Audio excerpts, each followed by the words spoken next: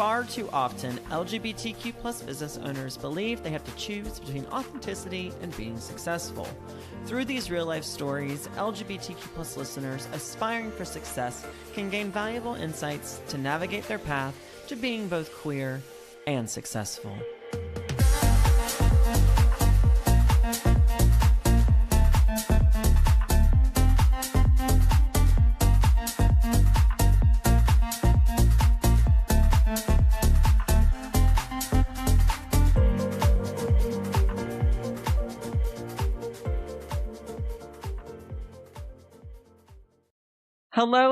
Hello, everyone. It is me, Hunter J. McNair, your hostess with the mostest, back again for this week's episode of Queer and Successful. Now, this week, I am joined by a very, very special guest, a near and dear friend of mine, a lovely person, and even incredible business owner by the name of Sheri Wall. Sheri has been my friend, what is it now, Sheri, for maybe 3 or 4 years now. Almost 4 years, I think. Yeah, almost 4 years. And she is also going to be our diamond sponsor for Successful Summit, Queer and Successful Summit, which is coming up. Sheri, it's in like 17 days, right? It's this year? You're like, wait, when is that? Like we haven't been Yes. talking about. When is it happening? And so you've been so generous, of course, to sponsor our event. And in the past, of course, we met when I was doing a training in Boston, and we obviously instantly kicked off as friends because you and I are both Virgos, and we have that mutual meticulousness, if you may. And obviously you've been supportive of me and everything that I've done in the past. So first, I just want to say thank you for that. And I'm excited to kind of dive into your story today.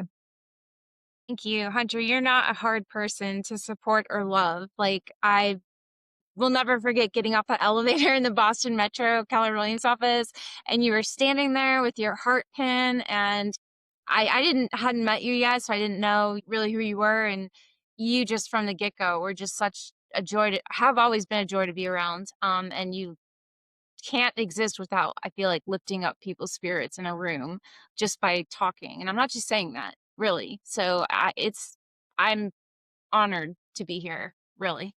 You're so sweet. And likewise, Thank right? you. Like, I think that's the thing, right? Good energy finds good energy. Yeah. And you, before we started today, told me that I look like I'm in my 20s. And so now we are even closer than we were before. And I didn't think that was possible. And it takes a lot of hair dye and a lot of Botox. So I didn't say I think, or you look like you're in your 20s. I said I thought you were in your 20s, legitimately, like in your 20s. So I'll take it. I actually was carded the other day. Can you believe that? I was like, yes, I do believe it. I was like, did you see my 3 o'clock shadow? Come on. All right. So back to the star of the show today. Let's go back, Sheri. Let's go back to when, you were little Sheri, Sherita, if you may. Sherita. You should make that your nickname. I love it. It's a new one? It's a new one, right? Tell me about, first of all, where are you from? Like this is why I love this, right? Because like I get to know people really well and we become friends, but I never like know that your actual story or where you're from and all that fun stuff. So where are you even from? So people have always thought I'm in a military family because I lived in Buffalo, New York for several years of my life. Well, I was born in Pennsylvania, lived in Buffalo, then moved to Atlanta for, I think, 10 years, Atlanta, Georgia. And I've lived in the Tidewater, Hampton Roads area of Virginia, which is like Virginia Beach, Williamsburg, probably for almost 20 years after a 2-year bout trying to live in Boston and on the Cape, but that's still in the pipeline working that. So I feel like I'm from everywhere, Hunter. Yeah. Well, I mean, I'm not. I'm from here, right? But there are a lot of people who hop around, when they're younger. So so you said you started one place. How old were you when you left? Well, you mean left, like, so Yeah, like, well, where was most of your childhood at? lived in Buffalo till I was 11, and then I Okay. lived in Atlanta till I was about 21, So 22. you literally got like the best of both. You're like half northerner, half southerner. It was a culture shock. Yeah. The South was? Yeah, I'm not gonna lie. People from the South don't get mad at me, but it was a culture shock. That's funny. That's as someone from the South, to be fair, okay, to be fair, I think if when I was 11 and if I had to move to Buffalo, I think I would have had probably the same cultural shock. So that's okay. Like I still haven't been in New York because I'm just like I'm afraid of it. Like I feel like I feel like I'd get in like 5 different fights instantly. You've never been to New York City? No, no, I Me know, I neither. I know. thought I was the only What? one. Yeah. Everyone always yells I at me lived when in I say Buffalo. that.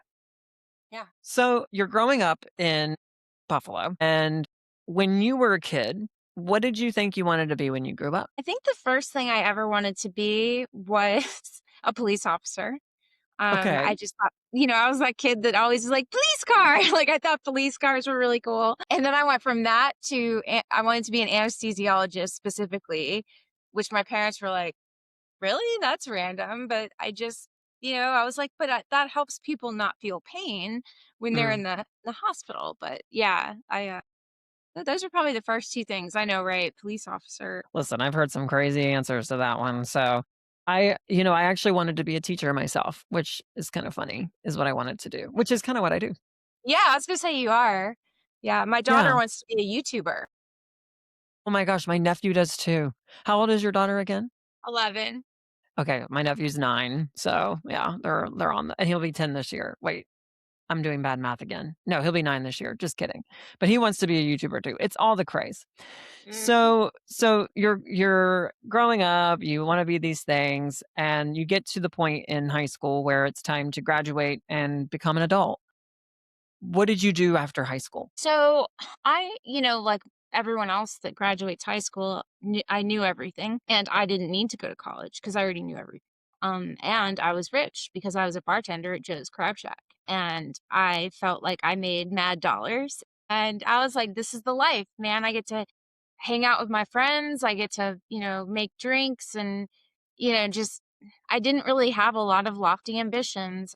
Was very heavy set in high school, actually from the time I was 11, and I wasn't in a relationship, didn't date anyone until I was probably like 17 or 18. So I was what you'd call a late bloomer. So when I finally lost my weight and kind of started experiencing the world and having friends, I just did not want to go to college. That was the last thing I wanted to do. So yeah, that's what I did. So you were just like, "I'm just gonna do my own thing. I'm gonna keep working at Joe's Crab Shack," and was it literally Joe's Crab Shack?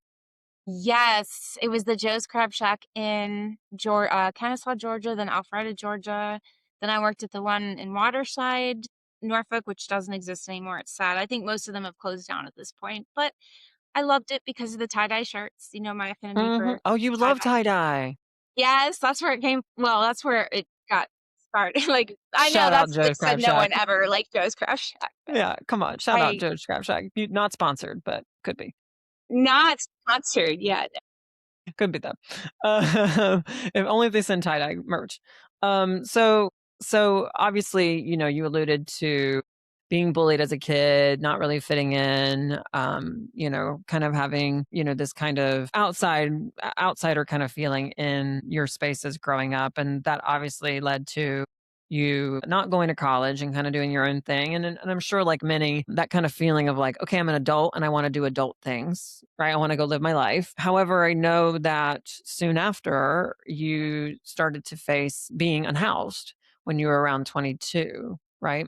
What do you think happened there? Like what attributed to that? So I again hadn't dated anybody, never got the attention of anyone like that. So the first person I dated, I married, not knowing, I'm like, okay, cool. I found somebody and he struggled with some severe mental illnesses and stuff that he didn't want to get treated. And became dangerous and violent and had put some people in the hospital and there were some things going on that I should have seen, some flashing red lights all over the place. And he became violent with me. And on New Year's Eve of 2004, I fled Georgia because I know people like don't know how to take this when I say it, so I'm just gonna say No. it. Like Yeah. he tried to murder me. Like he chased me out into the woods. This was like not a horror movie or it was my life. He I will never forget this. I didn't even take my purse. I had my Camaro keys because I had gotten my something I left in there. I don't remember what it was. Got in my Camaro, my old Camaro. went down the windy road. I stopped at my parents' house, and then the next morning, they took me to Virginia. And went and stayed in a women's shelter because my mom lived in Virginia, my dad lived in, Georgia, and my mom wanted me to be with her, but, naturally, my parents were terrified of this guy. He Yeah. threatened them too. So, I stayed in a women's shelter, and, I'll never forget when they dropped me off. They allot you, like, donation bags, with, like, canned goods and things. And there were other women there. It's pretty chilling, today when I see, the canned food drives and everything like that. I definitely know, what it feels like to be on the receiving end of that. And while it's great to have those resources, it's a terrible place to be. So I slept in, it was like a room where they had beds, and then they had a lot of bunk beds because women had their kids there and whatnot. And there was crying at night. You could hear kids kind of, and I was like, I'd rather sleep in my car. Yeah. So, I chose that. It's not like, I could have stayed there. I had a roof over my head. But it made me feel worse being just surrounded by, not that I was any better than any of that, but I just felt kind of engulfed in Yeah. sorrow, both my own and that of others, that I was like, "I gotta get out of here." Like, I'm never gonna be able to get my mind clear, get my head straight if I don't. So I did. I slept in my car for a while, and I would go to the YMCA and shower, and I was a waitress at that point. And so, I worked at, like, I think 3 or 4 different part-time jobs waitressing, and no, it wasn't a big deal to me, honestly, at the time. I didn't really think too much. It's not like I felt sorry for myself or like, why am I homeless? Or, it was Yeah. just, I'm sleeping in my car. I'm doing hey, this is what it takes to survive. I'm just doing what it takes. So yeah. Well, you were getting out of a dangerous situation, right? Like, and it's, you hear me say this all the time about things being seasons, right? And it's what you do during those seasons of your life and the decisions that you make that contribute to how the next season looks. And you were in a bad situation. It sounds like you were at least had some people in your world that were strong enough to help you get out of that situation, albeit how immediate danger it was. And that allowed you to go into a space where you had the time to process and what you needed for you. And then, you do what every person in your situation would do, which is, just accept what it is and try to get out the best you can. Right. Yeah. Just make the best of every day. Now, apparently you were in Virginia at this point, right? Yes. I lived in Smithfield. Well, the women's shelter was in Smithfield. My mom lived in Isle of Wight. So yeah, I was in, that's why I say like the Tidewater, Hampton Roads Area. area. Yeah. Yeah. What turned around? Like, what was the pivotal moment for you that started to turn things around there? Hunter, I wish I had a noble story to tell you that I had a pivotal turnaround anytime sooner than I actually did, which was probably the first time I did was in my is because I used alcohol, not knowing, working as a bartender and a waitress, you get off late, you drink with your friends and coworkers, and you don't really think about the fact that that's your life, and days start to blend into years and years start to blend into a decade, and it's like, "Oh, I'm 30 now." And I had that one pivotal moment of, I don't remember what the movie was. I think it's called 28 Days with Sandra Bullock, where she goes to a recovery center, and it's so funny because I never would have, if somebody would have said like AA or alcoholic, I would have been like, no association, like no feeling, no nothing, right? But when I went, when I watched this movie, it hit me like a ton of bricks because she at one point said, either you have to I think it was something along the lines of finding a place to live, finding a way to live, because right now you're just finding a way to die. Hmm.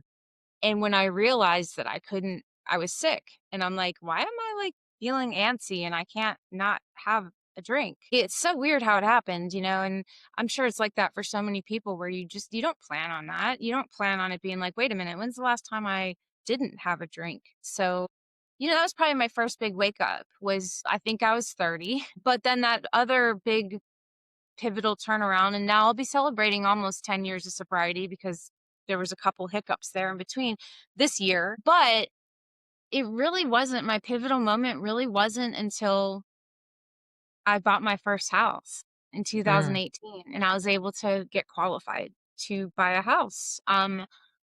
I was like, "Wow, I'm an adult, like, I'm actually doing this amazing thing," and everything up until there, I like to say, I don't know what these bands said that, it was always mesh and lace, like that one lyric, "I'll stop the world and dance with you."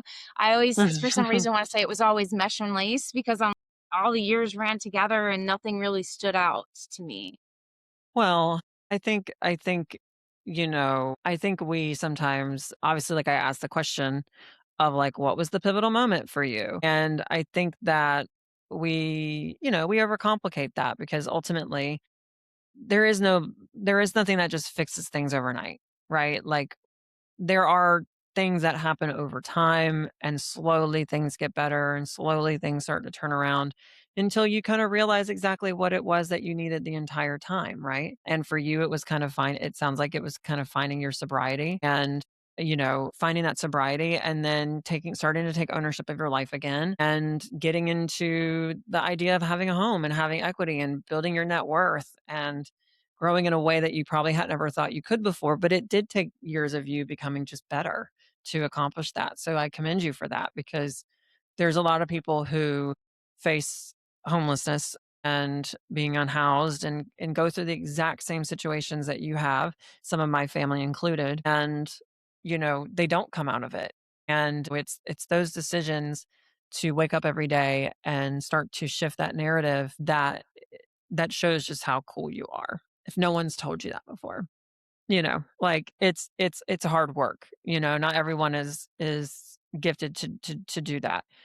So, moving into the homeownership conversation, because that's obviously something that is near and dear to your heart, my heart as well, right? We come to this point of struggling, from that event in 2005, really for over a decade, for almost 13 years. And you come to homeownership. How did that happen for you? So I was trying to be an adult. I was a fully single mom. My eyesight child's sperm donor or whatever. There was never he was never a father. He was never involved. I was 100% on my own. No child support, no nothing. And when you're in that position and you're responsible for another human life, it's pretty crazy. So now I just completely spaced out thinking about that. I'm like, "Ooh, that's a big it's still a big responsibility." Wait, so she was born then she was born about the same time then, right? 'Cause you know, maybe 2015. okay, a little bit earlier, okay. So basically you had your daughter, and that kind of became a moment for you too. So it's kinda a lot of the pivotal moments, really. It's like a lot of dominoes, right? I wanted my daughter to see that not that there's anything wrong with having roommates, or it was more a control thing for me and a peace of mind thing. And I felt like through my own struggles, I, had over the years a lot of mental noise, like a lot of like just and having roommates was a lot like that to me because it was like I could never really find my own spot. Like, yeah, I'd have my room, but it just felt like I just couldn't breathe, kind of. Yeah, the control, losing kind So of ownership. yeah, you said, oh, I was going to see a so I was like, I should go see a therapist to Mhm. get my life together and figure out, maybe how to get back into community college. I did that for a little bit, never really panned out.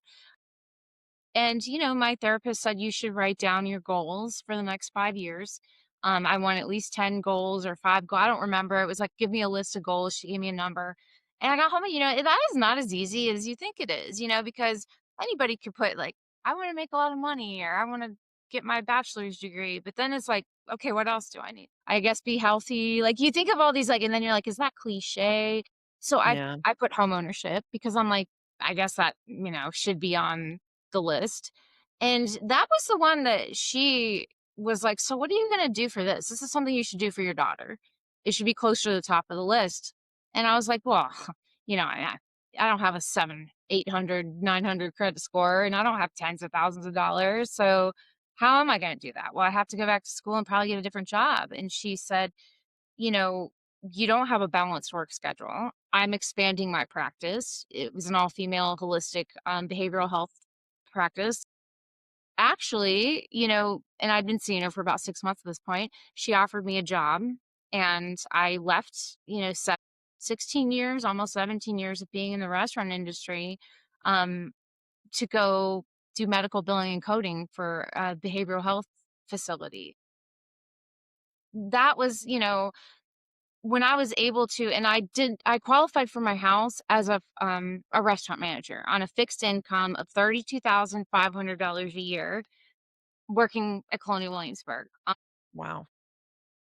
I was able to do that, right? So once sorry, not to take away from the fact that I couldn't find any lenders or Mhm. realtors that would give me the time of day because I was honest, right? And I think so many people are like buyers I talk to every day that are like, I don't want to waste anybody's time. They're very timid. They're very like, because A, nobody wants to be denied. B, people don't like to think about what they can't do. They like to think about what they can do. And lots of financial conversations end up being more about what you can't do. Right. So when I found somebody that finally just for I don't know why, I found or how, I Googled a realtor that finally called me back and was like, "All right, talk to me. Well, you gotta talk to this lender. You gotta get pre-approved." And I was like, "Isn't that what you do? I've tried calling these banks, they're not calling me back, so maybe I thought realtors did that." I didn't know, and this Yeah, was yeah, 8 yeah. months out. So, it was very overwhelming, and once I bought my house, I felt like I was on top of the world. I was like, "Okay, I own a house. Now I'm gonna get a 9 to 5 job, right?" And so, yeah, that's when I went to go work in 18 as a medical biller and coder. I tried to kind of restart my career up. Yeah. And then that took a turn, right? So you got a job and so you got the house, you started working for your therapist, and then things took a twist because obviously something had to happen for you to not be in that profession anymore. So tell me about that. Yeah, so true. I didn't even think about it like this until preparing for this conversation today. Buying a house was the most empowering moment of my life, really, like season, as you say, of my life. So when I was on cloud 9, I was so happy, and finally, I'm being an adult and being responsible, followed by the most terrifying, and I had a situation where it was a domestic violence situation. Like I said, my ex almost took my life, and I barely escaped, and I was in some very, very unstable situations in my 20s, being homeless, having to beat a guy off of me one time at a gas station that tried to jump me. There was just a lot. So it was kind of like that. I can Yeah. finally breathe now. It was about 8 months of working. I thought, it was hectic, it was scary, but she was my therapist and I trusted her and she became my boss. And then to be politically correct, I was seeing a different person in the practice, but it was all women. And things started to go downhill a little fast. I couldn't do anything right, and she had me working out of her house at one point because she's like, you don't even need to be in the office. Like, you don't know what you're doing, you don't know how to talk to people. And looking back on it, she was cutting me down. Mhm. I'd shared with her about I'm a cisgendered woman that identify as a queer woman. I believe love exists on a spectrum. And for myself, I was open with her and that, I was engaged to a woman in my 20s. I don't know what I am as far as a label because I feel like, how could you possibly compartmentalize and label something as just complex and fascinating and just amazing and as love? I don't know. Yeah. Yeah. So, lo and behold, she had told everybody that I was bipolar, which is interesting because that's what my ex was, who tried to kill me, so that was an interest but she didn't know, by the way, I didn't tell Mm, her that. mm. So, I found that kind of weird, but I found out down the line that she told the other 12 women at the practice that I came out as a lesbian to her and that I said that I was in love with her and that I was obsessed with her. Yeah, and I was How like, do we yeah, keep going. I'm just "She's like, not even my type." I was like, yeah, you're like, you "No, wish." honey, not the one. No, no, no, no, but Like, I can show you, but you're not it." girl, no, No. exactly. I was Yeah. like, "Yeah, no, way too skinny and bony." But, But that's anyways, awful though, because you had confided in her and told her all yes, your things. Like, that is such a break of like, there's something there. That shouldn't be allowed. and she Yeah. wanted to present as this woman that's like, "I'm all female," you know, Right. staff Empowering. and we want to help women. And it's like, here's this woman that's a single mom that you have working out of your house that she actually, you know, okay. So rewind. Sorry, just to You're be great. respectful of time. No, you're great. I'll circle back to that. But about 8 months into working for her, I was in my cute little 600 square foot house, townhouse, and I got a knock on the door. And I was just like, go to open the door, and it's two people with badges. And they're like, hey, we're so and so and so and so. We work for the Norfolk FBI. And I was like, oh, there's something going on in here. I know this ain't the best neighborhood. They're like, no, no, no. We actually, we're here to see you. We want to come in and talk to you. I was like, okay, all right, cool. Did you ask for a Come on job? Because in. you could have lived your childhood dream. You could have been a police officer in that moment. I know, right? Missed opportunities. Keep going. Interesting you said that actually. Because at one point I did want to work for the FBI because of what followed from that. I didn't even have a table. So I had a house. I did have a little place for my daughter and I to eat with like bean bags, and I didn't have all the furniture. So I was a little embarrassed. But I had stools that somebody had given me that I worked with. So I'm like, come have a seat at my one of these stools. We sat there and they handed me a clipboard and they said, do you recognize any of the names on this list? And I said, oh yeah, these are all patients with our practice. Is everything okay? And they said, well, do you want to tell us how your provider has seen these patients, all of them, over 200 patients, 5 days a year, 7 days a week, some of them twice a day or 3 times a day, on Christmas, on New Year's Eve, overnight. And I said, what are you talking about? And he said, well, you tell us, you do the medical billing and coding. These all have these claims. And now they knew, Mhm. obviously, that I had no idea. And I was just like, oh, uh, no, no, that's not how, actually, she doesn't even go in the office most days. Yeah. Yeah. And it was one of those moments where I was like, I literally stopped, and I'll never forget this. My daughter was napping, and I said, so my mom lives in Pennsylvania. If you guys are about to arrest me, I need to call my mom to come take my child. Like, because I don't, and they were like, oh, no, no, no, we're not here to arrest you. We're here to ask questions and to, you know, there's an investigation. And, they came to me. So I was like, okay. They took my computer and phone and downloaded What? it. Yeah. Wow.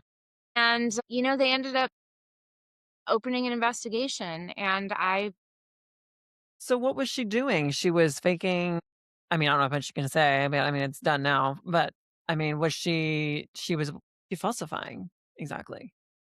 she was trying to make a behavioral health like a treatment where it's integrative, right? So she put the office in like a local gym called the Williamsburg Indoor Sports Complex, and then Okay. she tried to make it multifaceted where there was like nutrition involved and physical therapy. And I understand the concept of what she was trying to do, but at the same time you can't just do something because you want to do it and you think that, well, I'm just going to bill the insurance and use this code for Oh. billing and get compensated every single day for every single patient. Well, she was doing insurance fraud. Yes, I'm sorry. It turned out being insurance fraud. Yeah, yeah, yeah, yeah. So basically she was billing people's insurance for time that they really weren't doing with her. Love that journey Yeah, for her. Love that. We love a good federal offense. yeah. And that sucks because that was someone that, I mean, as you mentioned, that was someone that helped you write down like what you wanted your life to be like in 5 years and, like where you wanted to go and put homeownership, allowed you to put homeownership on your list of what you wanted.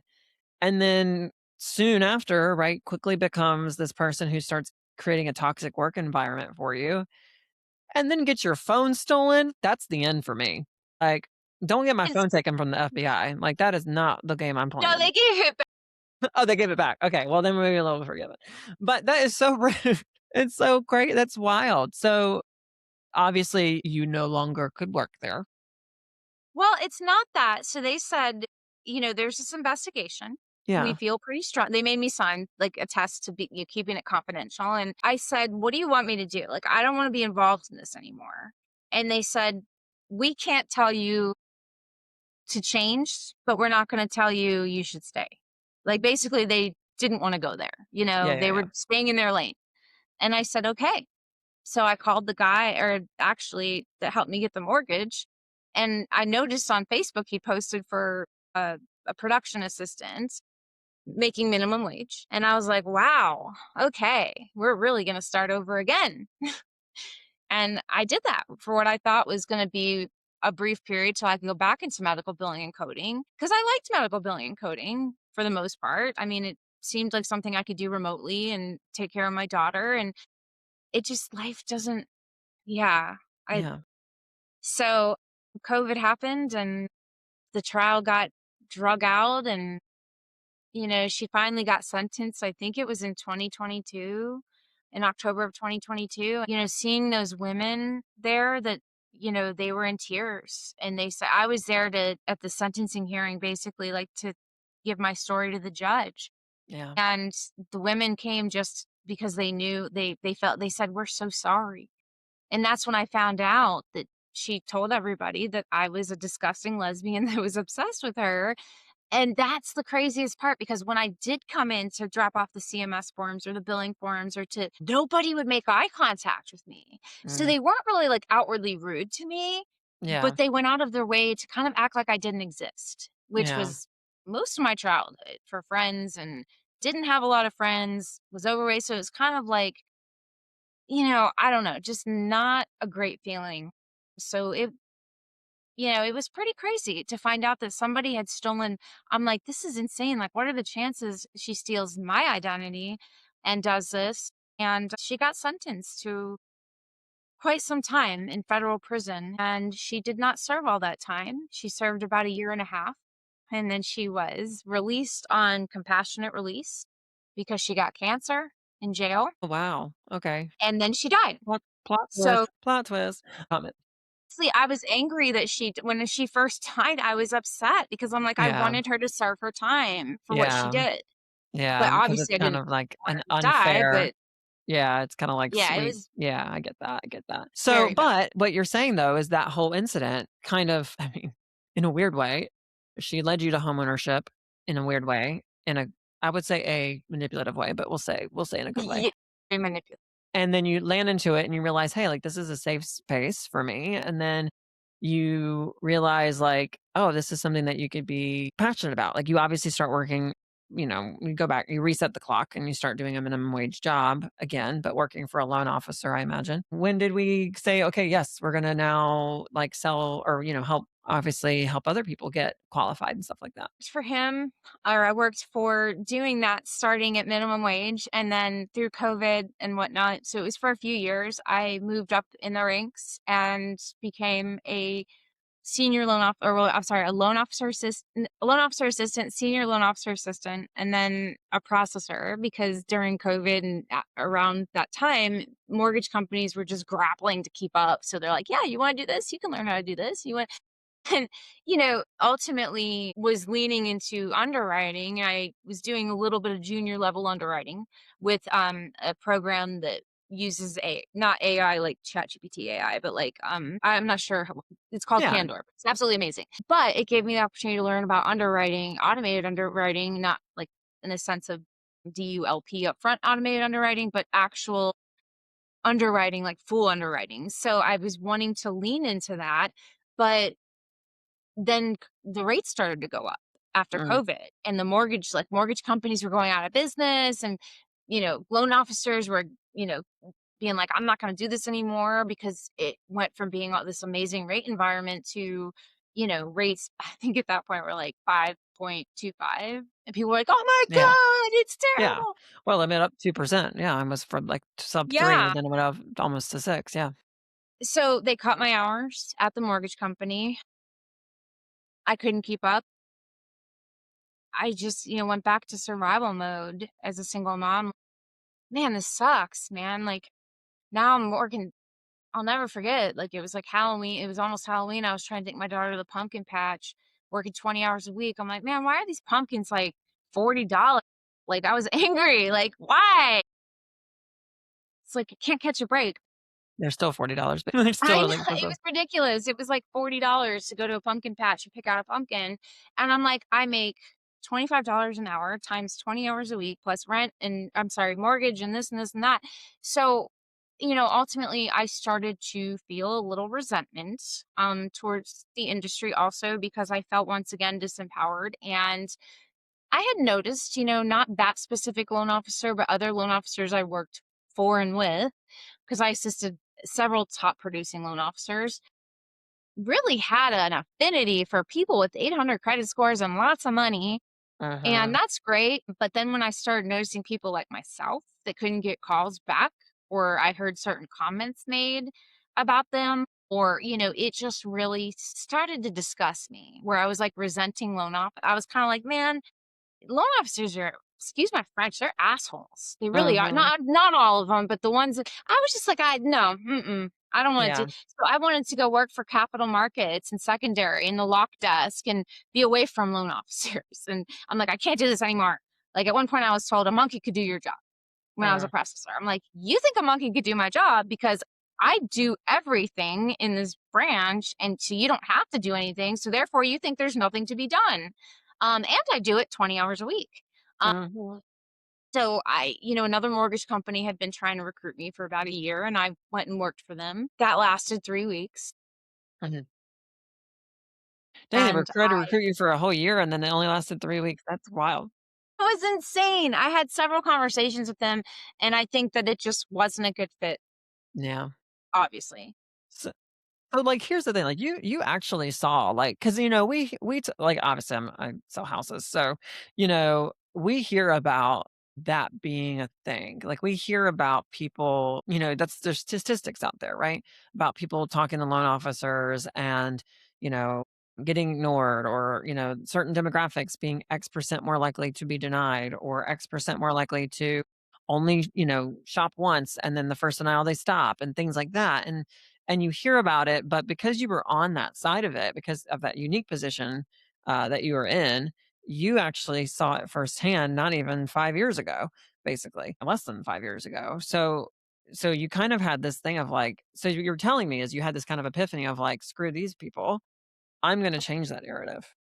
I'm jaded. I mean, I saw social media posts where these loan officers were like BFFs with realtors that were ranting and I'm thinking like, do you know that this loan officer isn't even calling your people back? Like, isn't even, and it reminded me of the same level of deceit that I experienced with my therapist.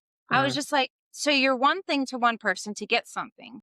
But then when you really need to be there for people that need you, which people that are getting therapy, not only myself, but the hundreds of patients that had their insurance abused. yeah, I mean, that ultimately it impacts the system as a whole. So when I was told, you're Harvard smart, like you don't have common sense, or asking too many, 3 weeks into it, by the way, asking too many questions, they yeah. literally came in one day and I'll never forget it. I was sitting there doing my job and the guy came in and said, "Hey, we're letting you go." And I was like, "Huh?" And had never been let go from a job. It was the summer I turned 40 in 2023. And I'll never forget, I told people now, I joke, I'm like, it was like a country song. It was like summer I turned 40, I got fired, like after leaving another job, trying to Okay, switch. now And I'm you're just like, 25. yeah, this sucks. I'm like, this. And then I really hated loan officers because I was like, man, they like, how did this person try and recruit me for so long? And now, and then I thought, and I just had all of a sudden I was like, wait a minute, why can't I control the narrative?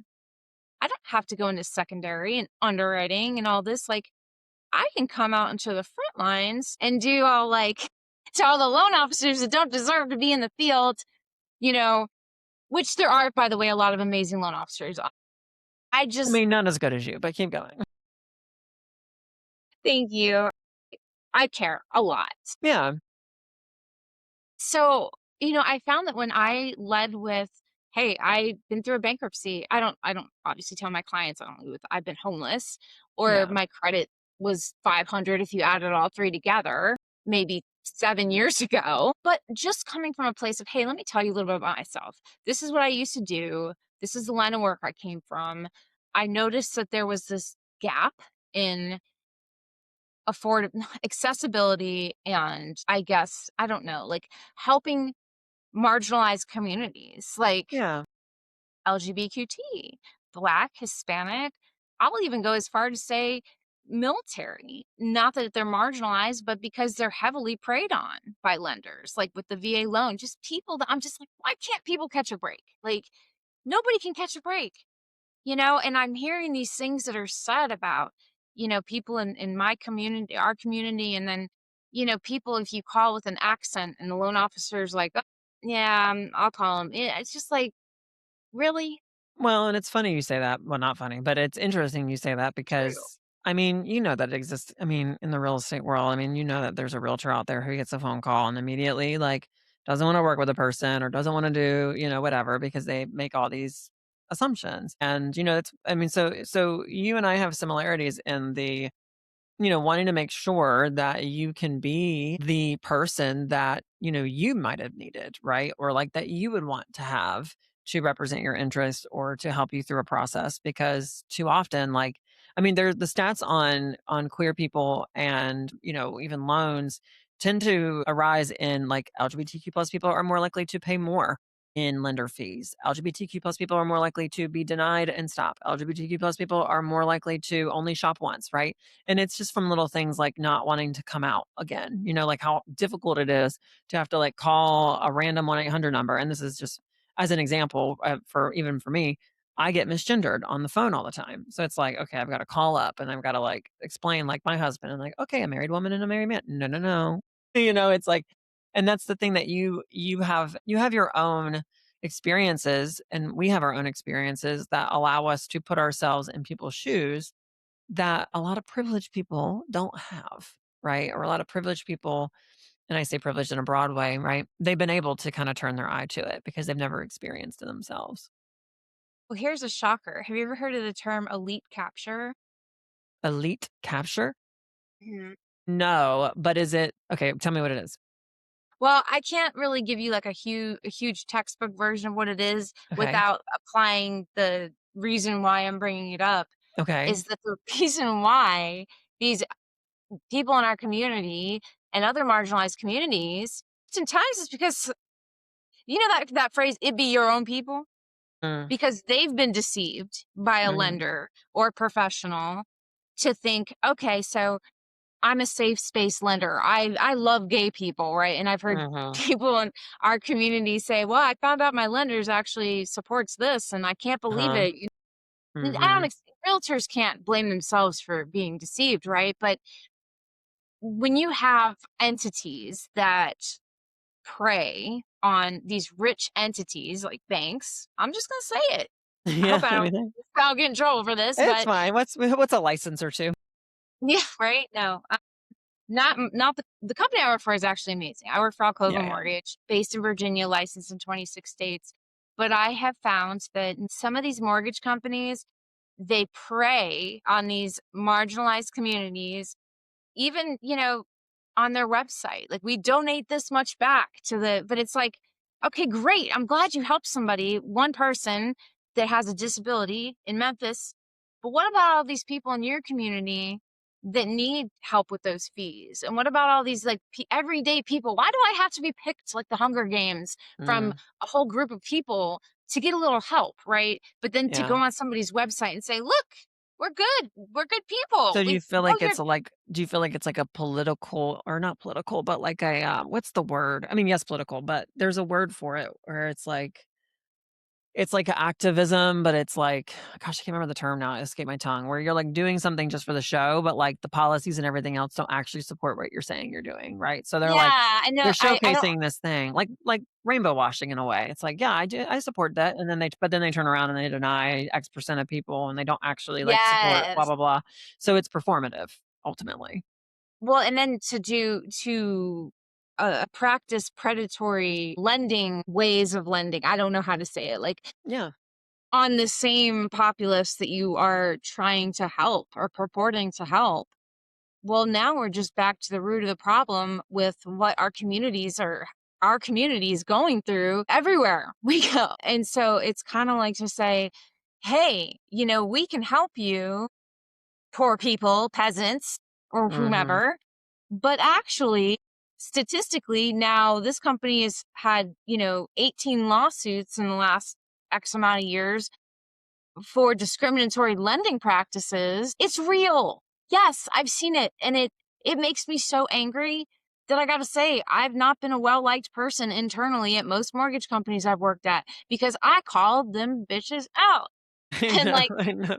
It's the people Virgo do in us. not like being called out. I know. It's the Virgo in us, truly. Like, it's yeah, I mean, and it's hard because you have to kind of balance it out to not get kicked out of like a 3-week job. You have to fall in line and do what they say, but doing the right thing eventually gets you to where, you're supposed to be. So it's just me and Sherry against the world, everybody. It's just us trying to change the system, CIS. If you know, you know, just trying to change the system around, and Going, we're going to. And, now obviously you're with Alcova and it's a different environment than you've probably had before. So I know this is a new season for you and it's an exciting season at the same time, a lot more ownership yeah, for you, a lot more ownership. I mean, I guess that's a good way to say it. You've been amazing with our clients and you've been done such a good job with, those people who like, we had that one closing, Sherry, that the people were like, I didn't, who I'm talking about. They're like, well, I didn't think it was gonna happen.